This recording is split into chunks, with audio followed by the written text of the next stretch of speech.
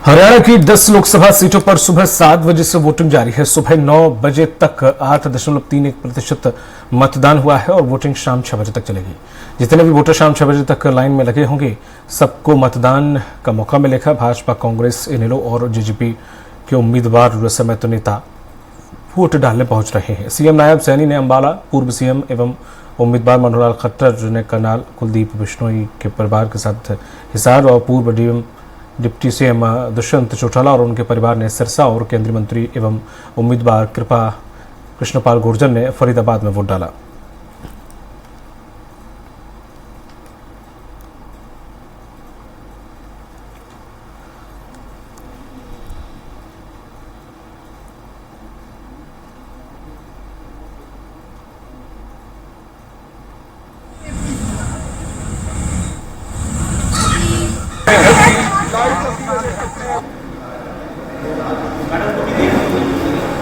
जनता पर छोड़ा है और हमने अपील जरूर की है कि अधिक से अधिक मतदान करें। अधिक मतदान करने से ही भारतीय जनता पार्टी का हर कार्यकर्ता खुश होगा। जनता को जो संदेश जाएगा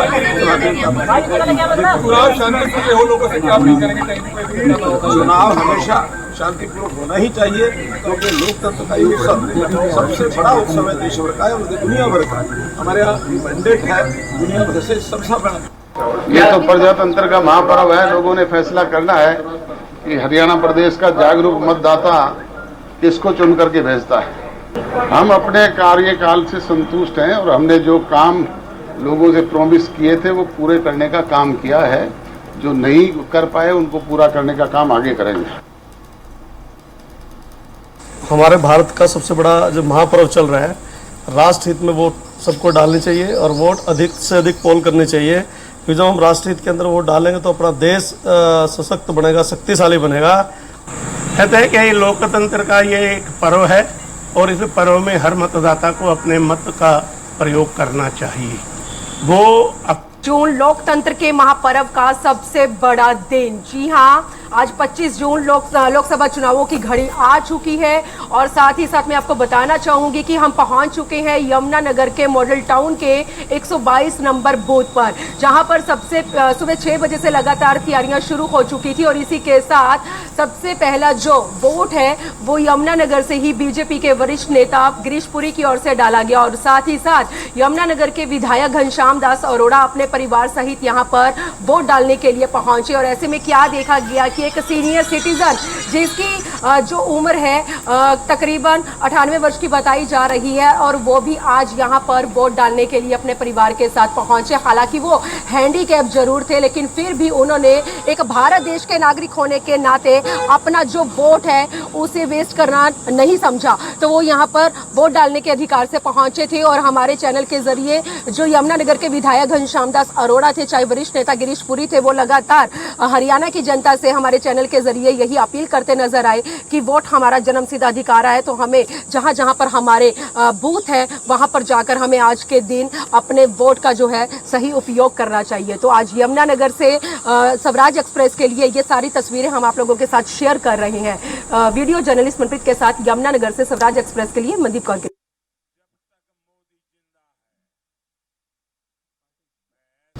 और विकसित भारत आने वाली पीढ़ी के लिए ये मतदान हम सबको बहुत जरूरी है। कि देश के प्रधानमंत्री नरेंद्र मोदी जी के नेतृत्व में जो विकास हुआ है, जो देश को गति मिली है, सारी दुनिया में जो सम्मान देश का बढ़ा है, और इसके लिए हम वोट डालने के लिए आज सुबह से लंबी लंबी कतार सुबह से शुरुआत की है। और हमारे साथ बीजेपी प्रवक्ता रोयला जी, स्वराज एक्सप्रेस पर आपका बहुत बहुत स्वागत है। जी नमस्ते, राम राम। जिस तरह से देखा जाए 10 सीटों पर चुनाव हो रहा है, उम्मीद बड़ा बीजेपी को है कि पिछली बार का रिकॉर्ड फिर से दोहराया जाए। पिछली बार का ना सही तो उससे पिछली बार का कम से कम तो रिपीट हो ही जाए। क्या लग रहा है इस बार, उम्मीद क्या है? दीपक जी, भारतीय जनता पार्टी की 10 साल के नरेंद्र मोदी की सरकार ने काम किया है और राज्य में श्री मनोहरलाल जी ने भी लगातार परफॉर्म करके दिखाया है। तो उस आधार पर मैं काम गिनाने लगूंगा तो आपका समय कम पड़ जाएगा। ठीक है, लेकिन मैं एक बड़ी बात कहता हूँ, विकास के साथ विरासत को भी संभाला है। हाँ हाँ। जो जैसे नेशनल हाईवे का निर्माण, एम्स का निर्माण, हर घर जल योजना, पीएम किसान निधि, ऐसे सैकड़ों काम है जो मैं गिना सकता हूँ। उसी के साथ साथ श्री राम मंदिर का जो निर्माण हुआ है वो नरेंद्र मोदी जी के कार्यकाल में हुआ है। ठीक है, वो एक विरासत को संभाला गया है जो 500 साल से अस्त व्यस्त थी। तो हम इस आधार पर जनता में जा रहे हैं कि मैं जो हमने काम किया 10 साल में, आप हमें रिवार्ड दीजिए। अभी हम जो करेंगे, हमने वो अपना मैनिफेस्टो के माध्यम से वो चीजें आगे रखी है और जनता को वो चीजें पसंद आई है और जनता खुल के वोट कर रही है भारतीय जनता पार्टी के पक्ष में। अभी तक शायद 26-27% मतदान हो चुका है और उम्मीद आई है तो पिछली बार जो 69% था उससे ज्यादा 74-75 पर जाकर रुकेगा। और मुझे विश्वास है जनता भारतीय जनता पार्टी को आशीर्वाद देगी और 10 की 10 सीटें हम जीतेंगे।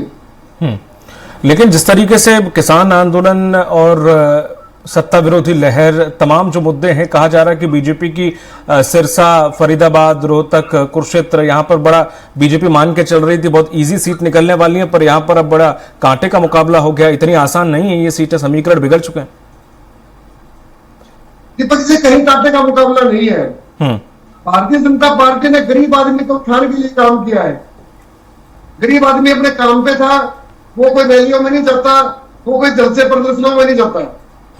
लेकिन मैं आपको एक बड़ी बात बताता हूँ, जो 2014 में जिन लोगों ने विरोध किया हमारा, वही 2019 में कर रहे थे और 2024 में भी वही लोग खड़े हैं।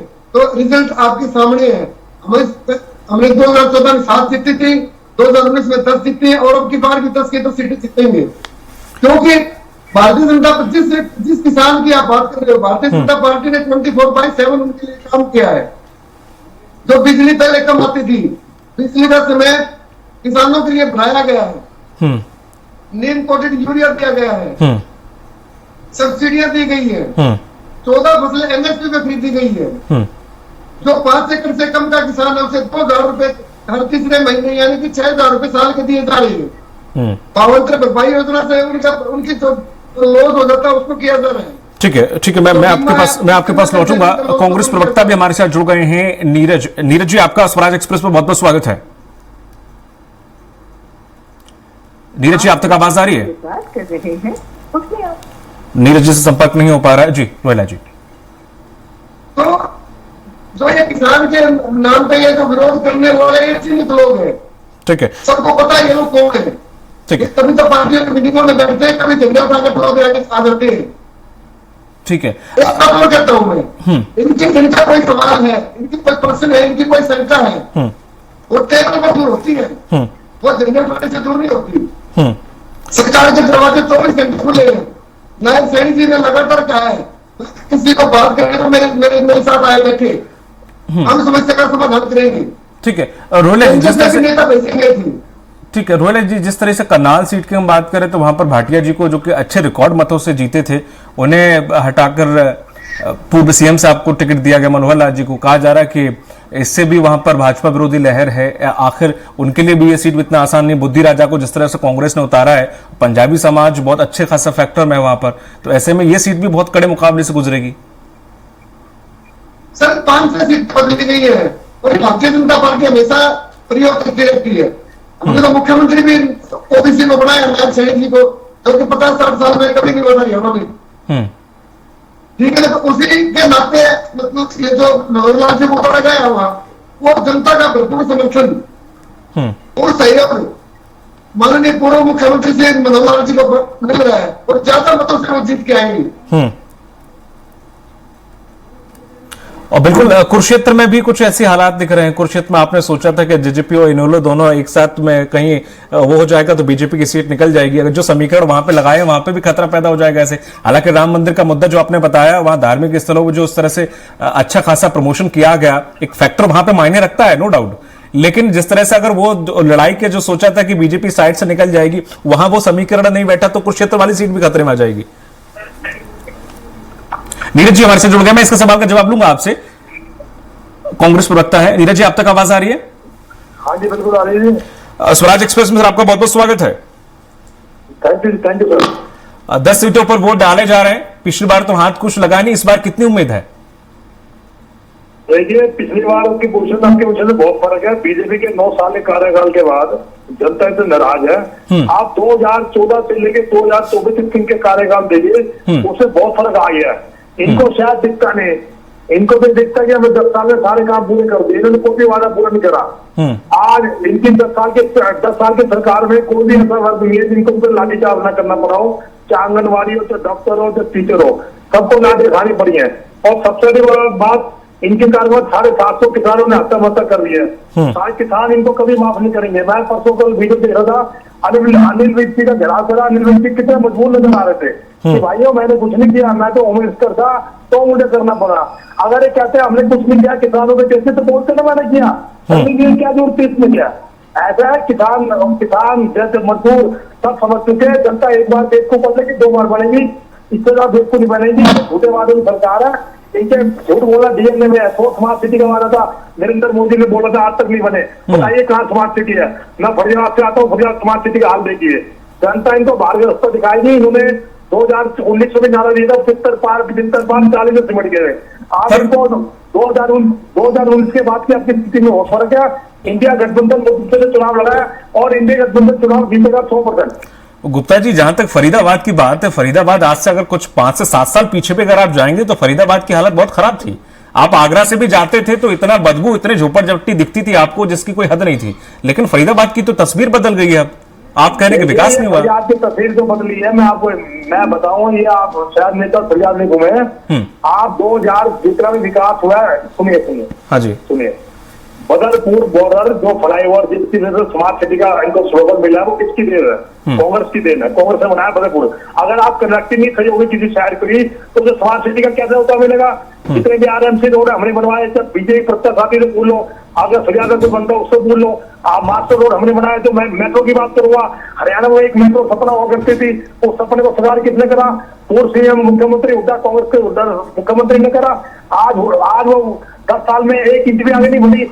वल्लभ तक की हम छोड़ के 1 मिनट भी नहीं करा, इन्होंने उड़ा नहीं करा, 1 पिलर भी आगे बढ़ाओ तो सिर्फ बेकार की बातें जनता समझ चुकी है। और आपके गर्मी बहुत है, कमल मुड़ जाएगा। कमल 100% नहीं खिलेगा। जो इनका सपना है कमल खिलेगा, कमल खिलेगा। भाई साहब गर्मी में कमल मुरझा चुका है। वोटिंग परसेंटेज देखिए, आज जनता वोट ही नहीं कर रही। जनता इतनी तंग आ चुकी है। वोटिंग परसेंटेज देखिए, हरियाणा में वोटिंग परसेंटेज क्या अब तक क्या चला है? और 12 बजने को आगे, 12:30 बजने को आगे। बिल्कुल तो सही है। वोटिंग परसेंट बिल्कुल कम है। ये जाहिर है कि 9 बजे वाला भी कम था और ये भी। लेकिन इसका मतलब ये तो नहीं है आपको सिर्फ बीजेपी से वहां नहीं जूझना है, आपको जेजेपी और एनओ से भी जूझना है वहां से। की बात कर रहा हूँ, जनता चुनाव में इंटरेस्ट नहीं दी। अगर जनता का मतदान कम करना सभी पार्टी को घातक है, मैं ये कहना चाह रहा हूँ। आपके तर्क अलग अलग है। बाकी राज्यों में अगर वोटिंग कम होती तो आप लोग ही कहते हैं वोटिंग कम हो रही, इसका मतलब सत्तारूढ़ के खिलाफ नहीं बल्कि हमारे पक्ष में वोट पड़ रहे हैं इसलिए वोटिंग कम पड़ रही है। अब आप बोल रहे हैं कि सत्ता पक्ष के खिलाफ वोटिंग पड़ रही, दैट मींस उनकी सरकार जा रही है। देखिए वोटिंग परसेंटेज ना लोकतंत्र के लिए खतरे की घंटी है। मतलब जनता का, किसी पार्टी जनता का विश्वास उठ चुका है। लोग इन्होंने इतना तंग कर दिए, इतने झूठे वादे कर दिए। लोकतंत्र में वोट इन लोग डालने जा रहे हैं। आप बताओ गर्मी का भी हाल है।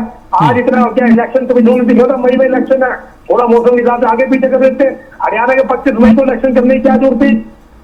उससे पहले कर देते। इतनी गर्मी, पीक पे गर्मी होती है, ये तो सबको पता है। अब तक मौसम पहले बदल जाता है कि मौसम में कितनी गर्मी है, कितनी है। आप बताइए मई में इतनी पीक गर्मी में कौन वोट देगा? हम तो फिर भी लोगों को ला रहे हैं, जागरूक कर रहे हैं। लेकिन आपके माध्यम से कि भाई सभी वोट डालें, लोकतंत्र महापुरुष में चाहे शाम को डालें, पूरा भी योगदान करें। इससे हमारी इकोनॉमी मजबूत होगी, लोकतंत्र मजबूत होगा। लेकिन नीरज जी, ये बात तो इस बार आपने जिस तरह से सोनीपत में ब्राह्मण वर्सेस ब्राह्मण कर दिया है, करनाल में भी बुद्धिजीवी का अवतार दिया, अंबाला में भी, सीटों पे आपने जो समीकरण साधे हैं वो वाकई कमाल के हैं। बड़ी मुश्किलें पैदा कर दी आपने बीजेपी के लिए ऐन वक्त में। देखिए मैं जब तक तो हमने टिकटें डिक्लेयर नहीं की थी, जब तक तो एक तरफ कह रहे थे 10 सीटें जीती, 10 सीटें जीती, 10 पार चंडीगढ़ की सीट में लगा के बोलते 11 पार। जब हमने सभी समीकरण करके सीधा तो उनको साफ हो गया। अब इनको सपने में आ रहे 10 सीटों क्या, ये 2 सीटें नहीं जीत पाएंगे मेरे हिसाब से, 2 या 3 सीटें जीत पाएंगे मुश्किल से। लेकिन मैं आपको गारंटी कह रहा हूँ, जनता इनको समझ से आएगी। ये हरियाणा से बाहर जाएंगे। हरियाणा से के बाहर अगर भगवान का जनता का आशीर्वाद रहा तो मैं कह रहा हूँ ये सेंटर से ही बाहर जाएंगे। गोरिया जी, आप तक आवाज आ रही है? हेलो जी, आप तक आवाज आ रही है सर? हाँ जी जी, जिस तरह से नीरज जी जो आरोप लगा रहे हैं कि जाटलैंड उनके साथ है और आप हमेशा से थोड़ा सा जाटों से साइड में लेके हमेशा से जो प्रत्याशी आपने जो समीकरण साधे हैं वो आपने कोशिश की है कि कहीं ना कहीं गैर जाट वाला जो आपका बहुमत है वो आपको मिले, जो वोटर है वही आपको मिले, ऐसा क्यों? आखिर आप पूरा हरियाणा जाटलैंड कहलाता है, कुछ क्षेत्र पूरी जाटों की है, फिर भी आप हमेशा कुछ सीटों पर समीकरण जो देखें और प्रत्याशियों की जो रूपरेखा देखें आप उनसे बचते हुए नजर क्यों आए? आखिर इसकी वजह क्या है? रोष, गुस्सा या डर? राजभर जी, चौधरी रणबीर सिंह जी को भी टिकट मिले है जी। चौधरी रणजीत सिंह को दिए है। हेलो, ठीक है ना? तो एक देखो लड़ना चाहता है, चाहे एमएलए का हो, चाहे एमपी का हो, चाहे वो जिला परिषद हो, चाहे ब्लॉक समिति हो, तो भारतीय जनता पार्टी जी जी, रखें बात, आपकी आवाज। रात्रि नहीं रहती। पिछली बार नायब सेठ जी कुरुक्षेत्र से लड़े थे, अब की बार हमने नायब नवीन जिंदल को टिकट दिया है। तो बदलाव तो प्रकृति का नियम है, अगर बदलाव नहीं होगा तो नए चेहरों को कैसे मिलेगा? अब इनकी तरह को लेके घूमते रहे क्या फायदा? रिजल्ट ओरिएंटेड जो नेता है हमारे, जो कार्यकर्ता है, पार्टी को आगे बढ़ाती है, जिसकी जनता में फीडबैक छवि है, जो काम करने को इंटरेस्टेड है, समाज सेवा देश सेवा करने को इंटरेस्टेड है, इनके लिए क्या है? इनके लिए सिर्फ मोटा परिवार है। ठीक है ना? मैं 3 बार 4 बार 5 बार को मौका दो, इसलिए कितने आप रोहतक का इतिहास उठा के देख लो, किले का देख लो, कितनी बार चुनाव लड़ चुके हम लोग। ठीक है ना? हाँ, एक बात है, आज मतदान थोड़ा सा कम हो रहा है, मैं जनता से अपील करूंगा घरों से निकले और गर्मी की परवाह न करें आप, क्योंकि ये मौका 5 साल में आता है। नहीं तो अंबाला सीट से बंतो कटारिया जो सहमति वोट आपने हमदर्दी वाला वोट के लिए उन्होंने खड़ा किया है, तो क्या लग रहा है, उम्मीद है कि ये जो सहमति और सहानुभूति आपको मिलेगी? दीपक जी, ये मैं आपकी इस बात से एग्री नहीं करता जी। मैं इसमें कुछ नहीं कह रहा हूं, विपक्ष कह रहा है, समीकरण बता रहे सर, मैं इसमें कुछ नहीं कह रहा हूं। नीरज जी, नीरज जी, आप तक आवाज आ रही है? नीरज जी, आप तक आवाज आ रही है? नहीं, मुझे तो आ रही है, लेकिन आपको तो आ रही है बीजेपी। नीरज जी, जिस तरह से अंबाला सीट पे साफ साफ मना कर रहे हैं गौरिया जी कि नहीं, इस पर सहमति और हमदर्दी वाला कोई वोट के लिए हमने उन्हें कटारिया जी को नहीं खड़ा किया, बंतो कटारिया का, लेकिन समीकरण और आप तो यही कह रहे हैं। देखिए, बिल्कुल सही कह रहे हैं समीकरण, ये झूठ बोलने इनकी आदत है। ये जो पहली बात है, प्रवक्ता शादी में ये कह रहे थे हम जाति की राजनीति नहीं करते। भैया, जाति की राजनीति करते तो ओबीसी बना दिया, तो आप तो कह रहे हो 56 साल में ओबीसी बना दिया, ओबीसी बना दिया। फिर आपके मैं और चैनल में डिबेट करता हूँ, आप सभी प्रवक्ता बोलते हैं कि हरियाणा में 56 साल से ओबीसी नहीं बना था, तो फिर ओबीसी क्यों बनाकर जाति की बात नहीं करते? तो आप एक तरफ ओबीसी नहीं बना और दूसरी तरफ हम जाति की बात नहीं करते। और दूसरी बात ये मैं कहना चाहूंगा, आज ओबीसी किनको याद आ रही है, उससे पहले बीजेपी सरकार बनी, किसके लिए 44 साल बनी, तब ओबीसी क्यों नहीं बनाया इन्होंने? ये सिर्फ मौके में देख के जाति की बात करते हैं। जनता इनके गुब्बारे को समझती है, आपकी जनता को भारत पर दिखाई देगी। इनका 10 साल शासन है, इनको ये भूलना चाहिए 10 साल तो कांग्रेस भी शासन कर चुकी है, और हमारे शासन में कुछ कमी रही, जनता ने बाहर का रास्ता दिखाया ना। ये 10 साल बाद भी सोच रहे हैं कि हम सत्ता बने रहेंगे और हम कुछ नहीं जनता बनेगी।